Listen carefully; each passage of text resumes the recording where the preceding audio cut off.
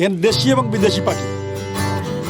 এখানে সবচেয়ে মজার বিষয়, যেরকম বাংলাদেশের লোকরা আতিথি পরায়ণ, আমাদের বাংলাদেশের পাখিরা আতিথি পরায়ণ। প্রথমে তারা যে বিদেশি পাখি আসে ওদেরকে বসার জায়গা দিয়ে দেয়, ওদের বসার পরে তারা ওই জায়গায় বসে, যদি ওখানে জায়গার সংকট না হয় আমার ওই শুরুর দিকে তারা চলে যায়, এভাবে তারা ওয়েলকাম করে। এটাও একটা ঘটনা, মানে বাংলাদেশের যে আতিথ্য পরায়ণ, বাংলাদেশের মানুষ যারা আতিথ্য পরায়ণ টুরিস্ট, এটা বিশ্বব্যাপী পরিচিত যে আমরা আতিথ্য পরায়ণ। আমাদের নিজস্ব পাখিরাও আতিথ্য পরায়ণ, এরা বিদেশি পাখিদের জায়গা দেয়। এটা একটা ঘটনা।